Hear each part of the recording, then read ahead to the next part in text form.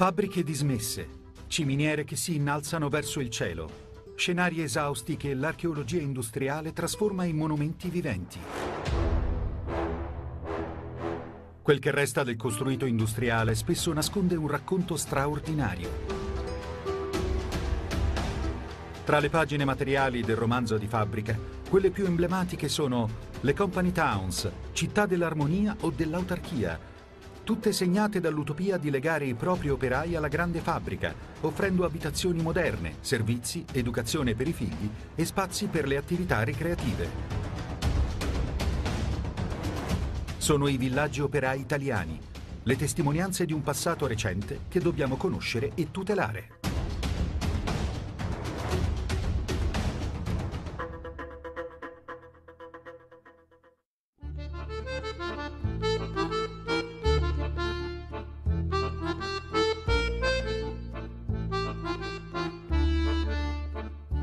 Nell'Alto Vicentino, a pochi chilometri dal capoluogo provinciale, si apre la terra di Schio ed è una terra disuguale, a sud pianura, a nord montagna e subito addosso alla città il Pasubio.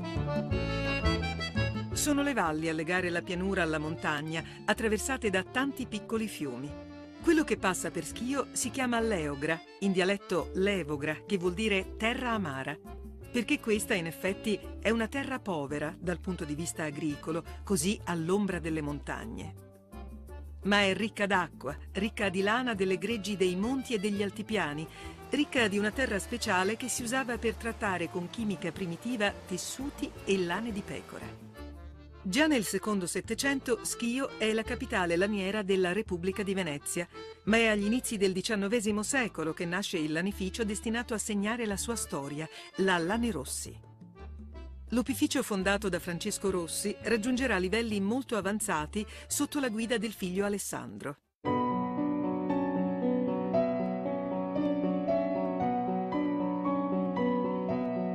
Nel 1861, con la proclamazione del Regno d'Italia, il lanificio Rossi è al primo posto fra le industrie della penisola, con 800 operai e un fatturato annuo di 3 milioni di lire. Il simbolo della modernizzazione impressa da Alessandro Rossi è la maestosa Fabbrica Alta, uno dei maggiori monumenti di archeologia industriale conservati in Italia. Un grandioso complesso che spicca nel panorama di Schio con la sua mole rossastra e la sua caratteristica ciminiera di forma quadrangolare. Un edificio che si sviluppa su 6 piani, con 330 finestre e 51 abbaini.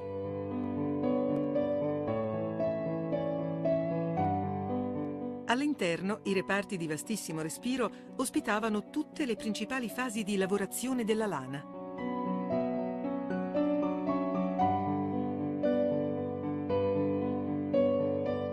La cardatura al primo piano, la filatura al secondo, la spolatura e ritorcitura al terzo, la tessitura al quarto e quinto e il rammendo all'ultimo piano.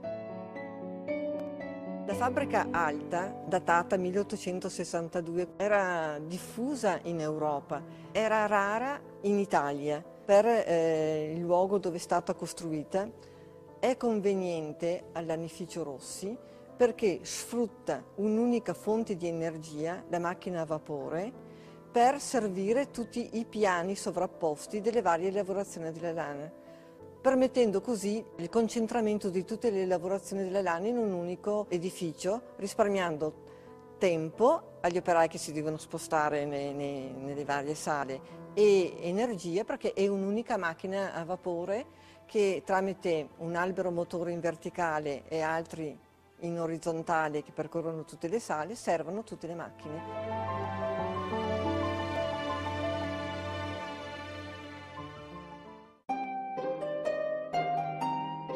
Alessandro Rossi è un imprenditore con una solida formazione europea. Per il progetto della fabbrica alta si affida ad Auguste Vivreau, l'architetto degli stabilimenti tessili di Verviers, capitale laniera del Belgio e avamposto della rivoluzione industriale nell'Europa continentale. Dal Belgio e dagli altri paesi europei più industrializzati, Rossi apprende non solo le nozioni tecniche, ma condivide anche le principali tematiche connesse all'industrializzazione che animano il dibattito fra gli imprenditori del tempo. La miseria della classe operaia, le condizioni di addensamento e di miseria in cui sono costretti a vivere gli operai nelle prime metropoli industriali d'Europa sono un freno alla produttività e diffondono il germe del socialismo in seno al proletariato urbano. Una delle problematiche più dibattute è quella delle abitazioni operaie. Per far fronte alle esigenze abitative che la concentrazione di manodopera inevitabilmente comporta, nelle maggiori città manifatturiere del nord Europa nascono diversi villaggi operai. Ispirandosi a queste esperienze, Rossi decide di costruire a Schio un nuovo quartiere operaio. La progettazione viene affidata ad Antonio Caregaro Negrin. Raffinato creatore di giardini e parchi pubblici e privati, l'architetto vicentino è l'ideatore del giardino Jacquard, un piccolo gioiello di ispirazione tardo-romantica che Alessandro Rossi fa costruire di fronte a uno degli ingressi della fabbrica alta.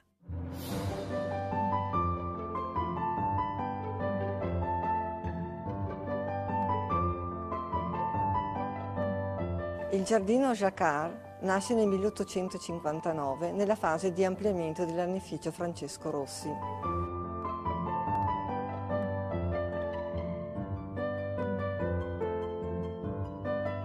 È uno spazio di smistamento di varie operazioni legate alla produzione della lana. È formato da due elementi, uno spazio collinare che ha un salto di circa 10 metri rispetto al piano in declivio che si apre su via Pasubio ed era praticamente usato dagli operai negli intervalli di lavoro per ricreazione e per poter anche organizzare festività. La struttura del giardino è un po' anomala, nel senso che la parte collinare fino al 1862 era stata usata come spazio degli stenditoi e asciugatoi delle lane. Quando invece poi entra nell'area della fabbrica Rossi, la famosa fabbrica alta, tutte le lavorazioni sono trasferite nella zona produttiva e il giardino acquista maggiore respiro. Viene liberata tutta la zona collinare, trasformata in giardino. La tessitura Jacquard viene demolita nel 1878, in quella zona viene rifatto un percorso di giardino e il tutto è organizzato dall'architetto paesaggista Antonio Caregaro Negrin. La raffinata arte espressa nel giardino Jacquard ispira Caregaro Negrin anche nella progettazione del nuovo quartiere operaio.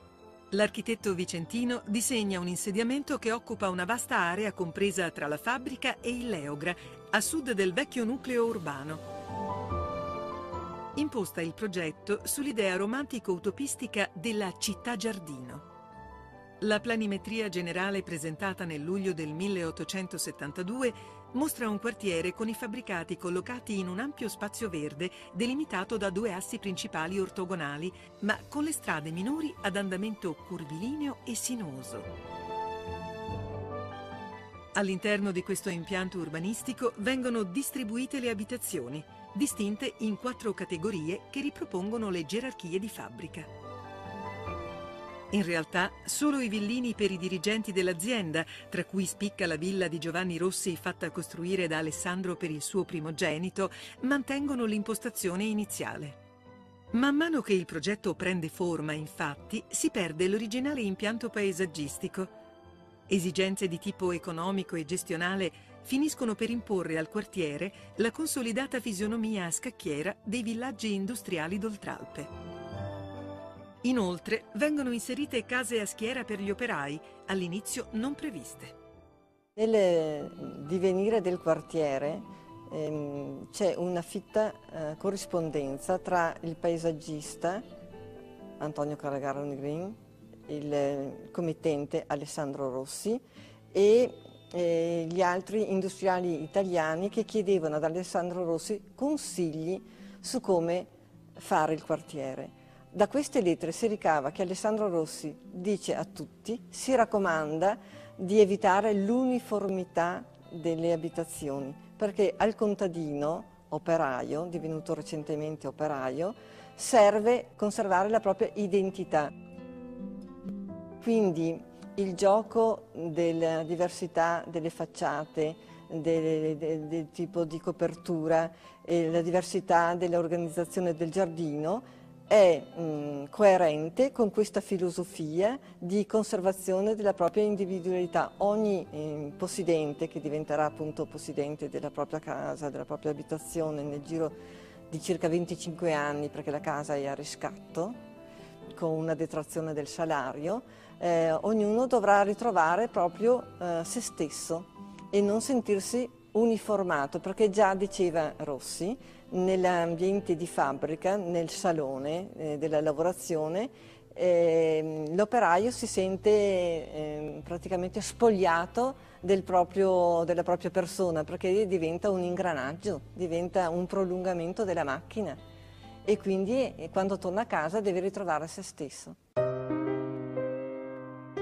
Oltre agli edifici ad uso residenziale, Alessandro Rossi commissiona per il quartiere numerose strutture complementari ad uso sociale.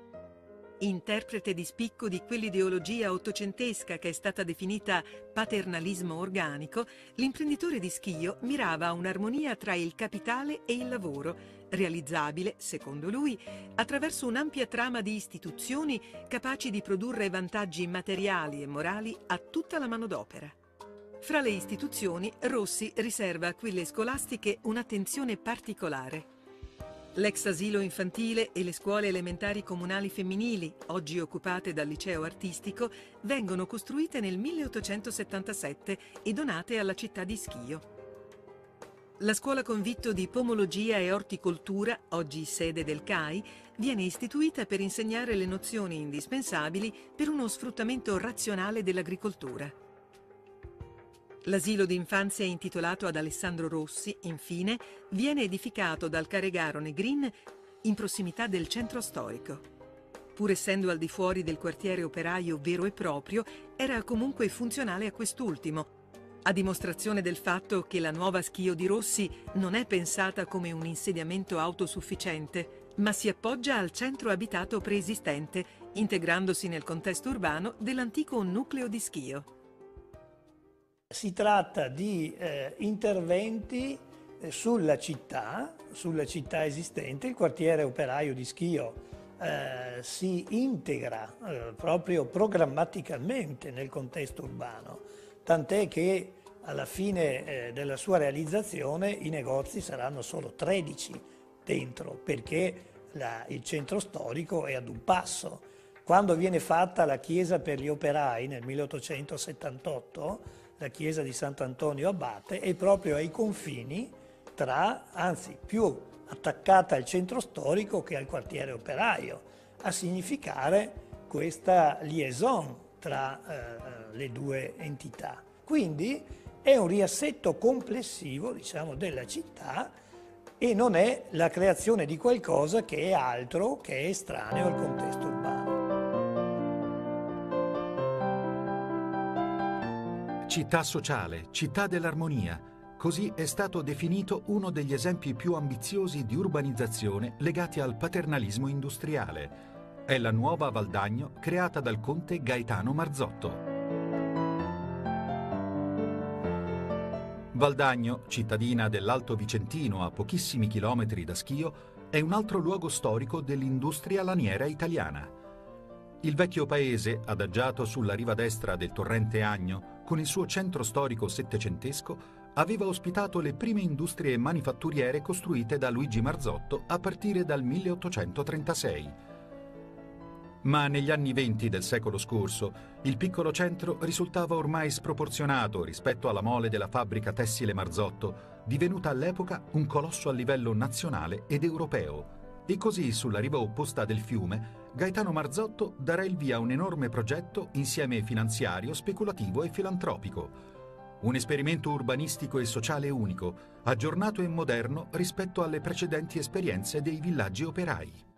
La nuova Val d'Agno di Gaetano Marzotto è un prodotto molto particolare, singolare, che si iscrive in un rapporto speciale tra la città e la grande industria che ne determina la sua storia. È un'esperienza particolare perché si iscrive compiutamente dentro la fase di modernizzazione industriale che imprime fortemente Gaetano Marzotto, che crea nuovi stabilimenti, potenzia quelli esistenti, chiede quindi sacrifici, impegno, vere e proprie sofferenze, diciamo così, alle sue maestranze. E l'intervento, la realizzazione della nuova Val d'Agno è in fondo anche una forma di compensazione. L'uomo chiamato a dar forma a questa utopia sociale e urbanistica è un volto nuovo dell'architettura di quegli anni, Francesco Bonfanti. A partire dagli anni '30, Bonfanti pensa e realizza gli edifici del nuovo quartiere fondendo tecniche e materiali classici e moderni. Nel complesso l'architettura, che risente sia di spunti moderni che liberty, si rivela fatta di forma e funzionalità, in quanto in grado di trasformare elementi funzionali in elementi decorativi. L'urbanista che ha progettato questo intervento è un urbanista che si ispira al novecentismo italiano e in parte europeo, ma realizzato senza eccessiva enfasi. Abbiamo un esempio di edilizia fortemente industrializzata, con molte componenti prefabbricate, ma al tempo stesso lavorate e presentate attraverso un lavoro artigiano sapiente che dà l'idea di un intervento non serializzato. Quindi c'è questo contrasto tra una serializzazione effettiva e invece una efficacia estetica che è la negazione della serializzazione. Gli alloggi progettati da Bonfanti sono circa 1 migliaio e furono costruiti in vari quartieri residenziali, il tutto compreso in un disegno urbanistico unitario che vede la realizzazione di strutture ricreative e assistenziali, molte delle quali ancora funzionanti. La piscina pubblica, il dopolavoro, il circolo operaio, gli edifici scolastici, la casa di riposo per anziani, lo stadio e la scuola di musica per la banda operaia, scuola ancora attiva e famosa per le sue iniziative. Gaetano Marzotto conclude la sua opera facendo costruire un imponente cinema-teatro da 1860 posti a sedere, ora dismesso. Diversamente da Schio, il caso Marzotto, nel caso di Marzotto, questa parte di città nasce in una sorta di contrapposizione dialettica con il contesto urbano. Marzotto vuole dimostrare che quello è il modo di pianificare in maniera efficace, moderna e anche solenne, monumentale la città, lo fa per tutta la città, non solo per le sue maestranze, come del resto aveva fatto Schio, ma mentre nel caso di Alessandro Rossi il programma era una integrazione perfetta e compiuta nel contesto urbano, con l'apporto di tutti i soggetti, nel caso di Val d'Agno è una sorta di emblematica contrapposizione ad opera anche personale dell'imprenditore Gaetano Marzotto.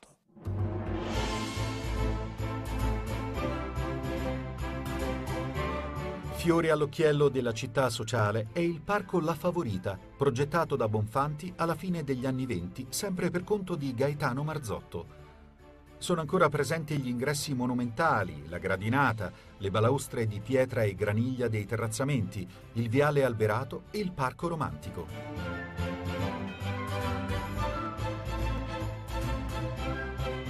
A fianco del parco, accanto a una fontana ornamentale, vediamo alcune serre per la floricoltura oggi dismesse.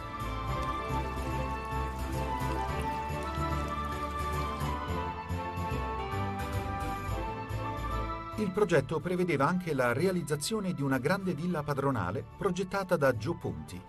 I lavori per la sua realizzazione furono interrotti a causa della Seconda Guerra Mondiale e mai più ripresi. Valdagno rappresenta un caso abbastanza anomalo rispetto a come viene definito. Viene definito in sostanza uno degli ultimi esempi, se non l'ultimo, di Company Town. È il contrario della Company Town, che è sempre al servizio della fabbrica e basta. In questo caso invece questo intervento territoriale si espande alla città. È un grande esperimento sociale e soprattutto rientra in un concetto che tende a dimostrare come la razionalità imprenditoriale possa essere di modello alla società. In questo senso è un esempio appunto di progettazione sociale.